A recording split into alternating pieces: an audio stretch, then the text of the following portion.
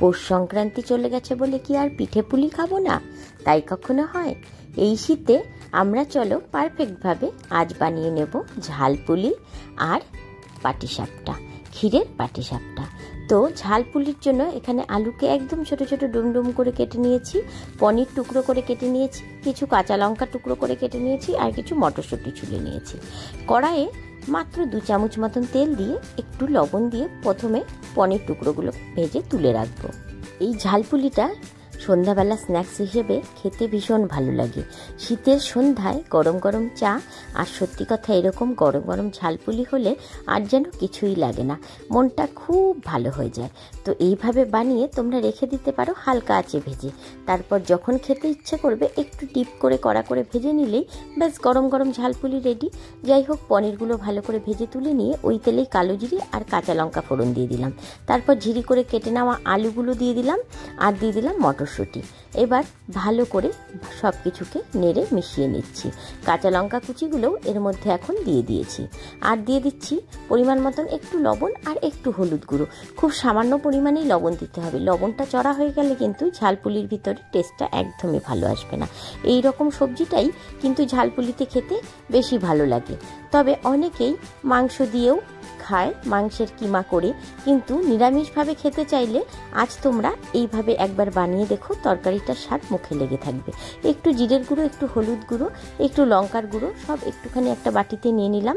একটু গোলমরিচ গুঁড়ো সাথে দিয়ে দিলাম, আর দিয়ে দিলাম একটুখানি গরম মশলার গুঁড়ো, আর দিয়ে দিলাম 1/2 চামচ চিনি। ব্যাস সব কিছুকে একটু জল দিয়ে ভালো করে গুলিয়ে নিতে হবে।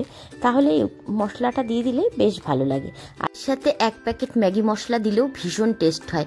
আমি তো দিয়েছি, আপনারা চাইলে স্কিপ করতে পারেন। আমি ম্যাগি মশলাটা দিই কারণ আমার ছেলে ভীষণ ভালোবাসে, আর চাইলে তোমরা স্কিপও করতে পারো।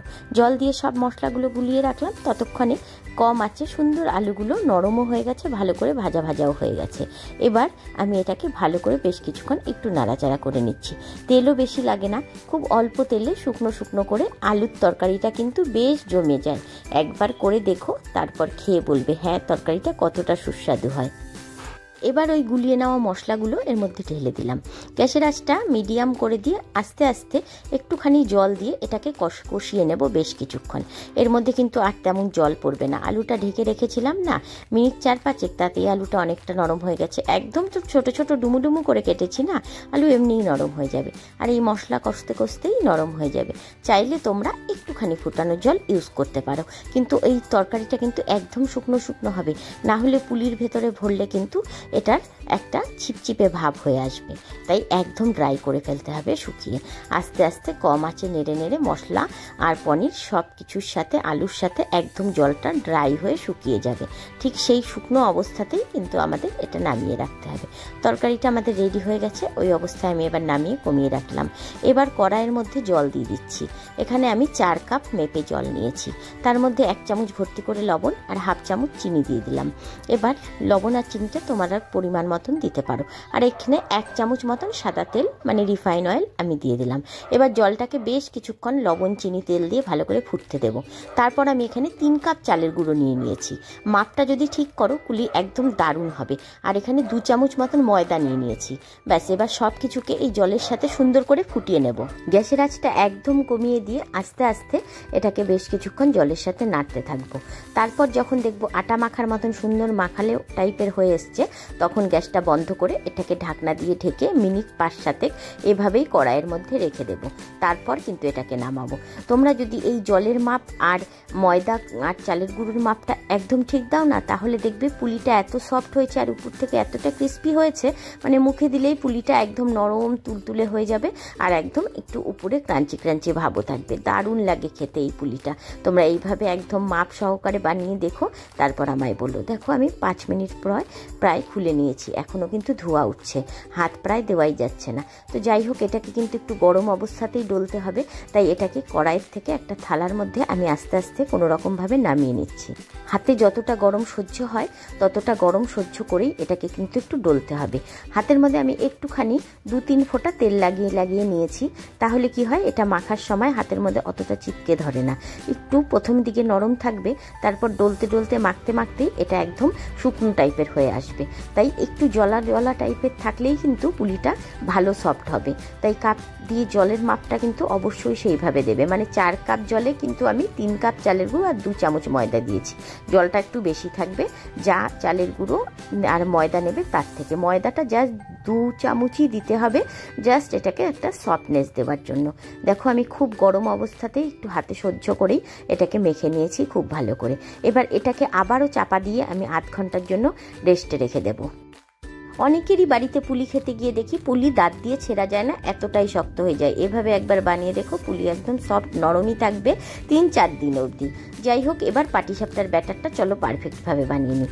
এখানে আমি 2 কাপ চালের গুঁড়ো, 1 কাপ ময়দা নিয়ে নিয়েছি, আর তার মধ্যে হাফ কাপ চিনি দিয়ে দিলাম, আর দিয়ে দিলাম প্রায় 3 চামচ মতন সুজি।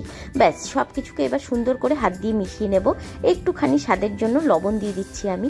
এই ব্যাটারটা কিন্তু আমি দুধ দিয়ে গোলাবো, দুধ দিয়ে গুলিয়ে দেখবে অসম্ভব টেস্ট হয় এই পাটিসাপটার ব্যাটারটা যদি আমরা দুধ দিয়ে গুলিয়ে থাকি। তো তোমরা চাইলে জল দিয়ে গুঁড়াতে পারো, তবে দুধ দিয়ে একবার গুলিয়ে করে দেখো।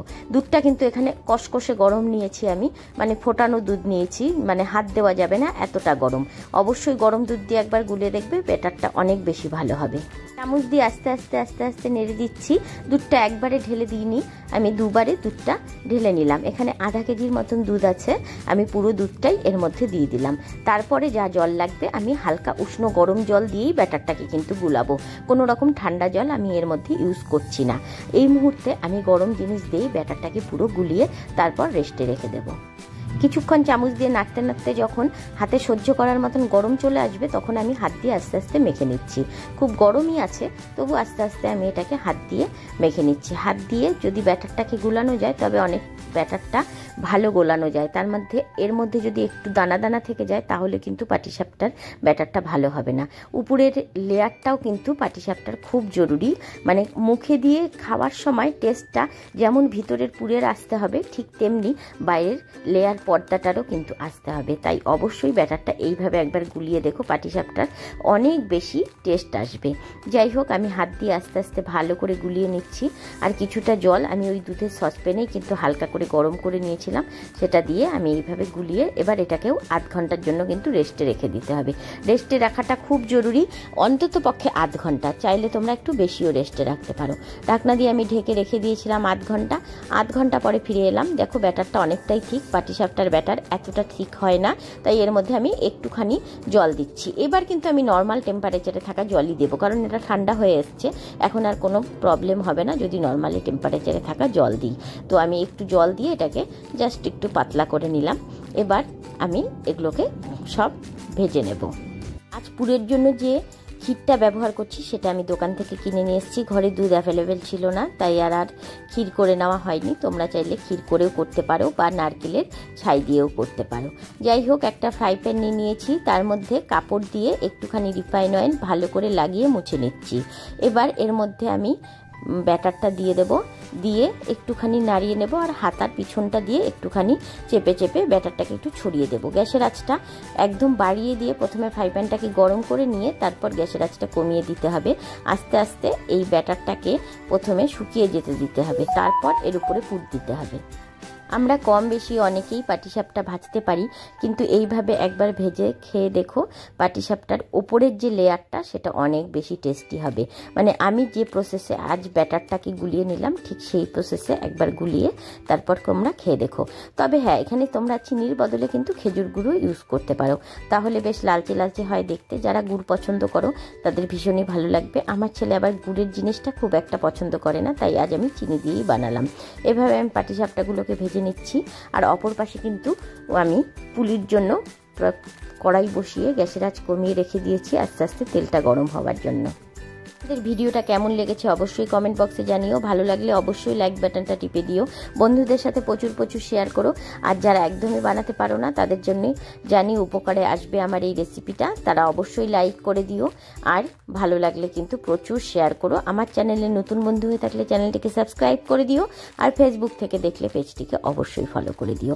তো বন্ধুরা, অবশ্যই রেসিপিটা কেমন লেগেছে আমাকে কিন্তু কমেন্ট বক্সে জানিও। তোমাদের কমেন্ট পড়তে আমার ভীষণ ভালো লাগে। এইভাবে ব্যাটারটাকে আস্তে আস্তে আস্তে হাতার পিছন দিয়ে ছড়িয়ে দিলেও হবে, বা হ্যান্ডেলটা ধরে আস্তে আস্তে একটু নাড়িয়ে ছড়িয়ে নিলেও হবে। তো আমি এইভাবেই আর গ্যাস থেকে ওঠাচ্ছি না, আস্তে আস্তে হাতার পেছনটা দিয়ে ছড়িয়ে ছড়িয়ে নিচ্ছি। আর ক্ষীরগুলো ভরে ভরে এটাকে সুন্দর করে আমি রোল করে নিলে ব্যাস পাটিসাপটা রেডি। খুব ইজি প্রসেস, দাঁড়িয়ে দাঁড়িয়ে খাটনি করে ভাজতে হয়, এটুকুই যা। আজকাল তো দাঁড়িয়ে দাঁড়িয়েই সব কাজ। তবে মা ঠাকুমারা উনানের পারে বসে অনেকক্ষণ ধরে ভাজতো। বসে থাকলে আর কোমরের প্রবলেম হয় না, তাই বসে বসে ভাজলেও অনেক বেশি ভালো। কিন্তু আজকাল আর আমাদের কই হয়, সবাই আমরা গ্যাসের মধ্যে এভাবে দাঁড়িয়ে দাঁড়িয়েই ভাজি। কিন্তু খেতে কিন্তু এভাবে অনেক বেশি টেস্টি হয় যদি তোমরা দুধ দিয়ে এভাবে পাটিসাপটার ব্যাটারটা বানিয়ে দেখো। একবার বানিয়ে দেখলেই বুঝবে যে কতটা টেস্টি হয়েছে। তো যাই হোক বন্ধুরা, অবশ্যই রেসিপিটা ভালো লাগলে কিন্তু লাইক করো, বন্ধুদের সাথে শেয়ার করো। আর আমার চ্যানেলে নতুন বন্ধু হয়ে থাকলে সাবস্ক্রাইব করতে কিন্তু একদম ভুলো না আমার চ্যানেলটিকে। দেখো তাড়াহুড়ার চোটে গ্যাসটা একটু বাড়িয়ে রেখেছি, মানে মিডিয়াম আঁচ করে রেখেছি, কিন্তু এইভাবে লালচে হচ্ছে। দেখবে আমি গ্যাসটা কমিয়ে দিয়ে তোমাদের ভেজে দেখাবো। একদম সাদা ধবধবে পাটিসাপটা হবে এই ব্যাটার দিয়ে। দেখ এই পাশে পাটিসাপটাগুলো ভাজতে থাকি, চলো ওই পাশে আমি এবার পুলির জন্য রেডি করে নিই। আমি যে চালটা মেখে রেখেছিলাম, চালের গুঁড়িটা, সেটাকে এবার হাত দিয়ে কিছুটা নিয়ে আমি একটু ডলে নিয়েছি। ভালো করে কিন্তু বেশ কিছুক্ষণ ডলে নিতে হবে, মানে মুথে নিতে হবে, তাহলেই কিন্তু একদম আটার মতন সফট হয়ে যাবে। এবার কিছুটা ছোট ছোট করে লেচি কেটে এর মধ্যে থেকে আমি একদম যে রুটি করি আমরা সেই সাইজের করে আমরা লেচি কেটে নিচ্ছি। রুটির থেকে একটু ছোটও করতে পারো, আমি একটু মোটামুটি সাইজ করে নিচ্ছি, কারণ এইটা কিন্তু আবার একদম পাতলা করে নেওয়া যাবে না, তাহলে ভিতরে যে আমরা পুরটা ভরবো, মানে সবজির পুরটা, সেটা কিন্তু আবার তাহলে বেরিয়ে আসবে। তারপর হাতে একটুখানি আটা বা চালের গুঁড়ো হোক ময়দা হোক কিছু লাগিয়ে নিয়ে এভাবে বাটির মতন রোল রোল করে ঘুরিয়ে বড় করে একটা বাটির মতন শেপ করে নেব। তারপর ওই যে সবজিটা রেডি করে রেখেছি, সবজিটার থেকে কিছুটা এর মধ্যে ভরে দিয়ে মাথা দুটোকে জুড়ে দিয়ে একটু মুখটাকে আস্তে আস্তে নখ দিয়ে চেপে চেপে বন্ধ করে নেব। ব্যাস, তাহলেই আমাদের পুলি রেডি। এই পুলিটা কিন্তু সিঙ্গারার স্বাদকেও হার মানায়। আমাদের বাড়িতে তো সবার ভীষণ পছন্দের। একবার বানিয়ে তোমরা খেয়ে দেখো, যদি কোনোদিন না খেয়ে থাকো, ভীষণ সুস্বাদু হয় খেতে একদম। মানে সিঙ্গারা যেমন একটা খেলে গ্যাস হয়ে যাবে, এটা কিন্তু 4-5টা খেলেও কোনো রকম গ্যাস অ্যাসিডিটির সমস্যা হবে না, কারণ এটা চালের গুঁড়ো দিয়ে তৈরি হয়েছে। তো বন্ধুরা একবার ট্রাই করে দেখো, যদি না করে থাকো। এই পুলিটাও খেতে কিন্তু অসম্ভব টেস্টি হয়। ঠিক আমি যেভাবে হাত দিয়ে নখ দিয়ে বন্ধ করে নিচ্ছি না, এইভাবে মাথাটাকে বন্ধ করে নেবে চেপে চেপে, তাহলে আর বের হয়ে যাবার ভাজবার সময় চান্স থাকবে না। এভাবে মুখগুলো বন্ধ করে নিলেই রেডি হয়ে যাবে পুলি। আমরা তোমাদের সুবিধার্থে একটা দেখিয়ে দিলাম, আরেকটা দেখিয়ে দিচ্ছি। তো যাই হোক, এভাবে আমি সবকটাকে কয়েকটাকে বানিয়ে নিয়ে প্রথমে ভেজে নেব, তারপর তোমাদেরকে দেখাচ্ছি কিভাবে ভাজছি। আচ্ছা, তোমাদেরকে আরেকটা কথা বলি, নতুন নতুন পিঠে তো তোমরাও অনেক বানাতে জানো। তো তোমরা যদি নতুন কোনো পিঠের রেসিপি জেনে থাকো, আমাকে কিন্তু কমেন্ট বক্সে জানিও। সত্যি কথা, নতুন নতুন পিঠে বানাতে আমারও ভীষণ ভালো লাগে। তো অবশ্যই একবার রেসিপিটা কিন্তু আমাদের দিও, তোমরা যদি আর নতুন কোনো রকম কোনো পিঠের রেসিপি জেনে থাকো। তবে আমাদের এই সাইডে আমি অনেকের মুখে শুনেছি এরকম ঝালপুলি অনেকেই বলে খায়নি আগে কখনো। তোমরা খেয়েছো কিনা সেটাও আমাকে কমেন্ট বক্সে জানিও। আর না খেয়ে থাকলে ঠিক আমি যেভাবে দেখালাম একবার বানিয়ে খেয়ে দেখো, ভীষণ ভালো লাগবে কিন্তু। আর সত্যি কথা বলতে, একবার বাড়িতে যদি সবাইকে বানিয়ে খাইয়ে দেখো, তারপরে দেখবে বাড়ির সবাই মাঝে মধ্যে বলছে যে আমাদের আরেকদিন বানিয়ে দিও। বানানো এমন কোনো হ্যাপা নেই, সবজিটা আগে থেকে রেডি করে রাখলেও হয়। তাই একবার বানিয়ে ট্রাই করো, এটা আমার রিকোয়েস্ট রইল। এবার গ্যাসের আঁচটা কিন্তু বাড়িয়ে দিয়ে যেমন তেলটা গরম করে নিয়েছি, তারপর ভাজবার সময় কিন্তু গ্যাসের আঁচটা মিডিয়াম লো করে দিয়ে আস্তে আস্তে ভাজতে হবে, না হলে উপরটা ভাজা হয়ে যাবে, ভেতরে মানে ভালো করে ভাজা হবে না, তার মানে পুড়ে যেতে পারে, একটু ক্রিস্পি টাইপ হবে না। তাই একটু ধৈর্য ধরে আস্তে আস্তে ভাজতে হবে। এভাবে আমি সবগুলোকে ভেজে নিয়ে আমি তুলে নিচ্ছি। এদিকে দেখো আমার কিন্তু দুটো হাতি চলছে, পাটিসাপটাও আস্তে আস্তে কিন্তু আমি এদিকে রেডি করছি একটা একটা করে। ওদিকে পুলিগুলোকেও ভাজছি, ওদিকে পাটিসাপটাও বানাচ্ছি। দেখেছো তো গ্যাসের আঁচ কমিয়ে দিয়ে আস্তে আস্তে করলে কতটা সাদা ধবধবে হয় পাটিসাপটাগুলো। তাই একটু টাইম নিয়ে আস্তে আস্তে ভাবলে সব জিনিসই খুব ভালো হয়।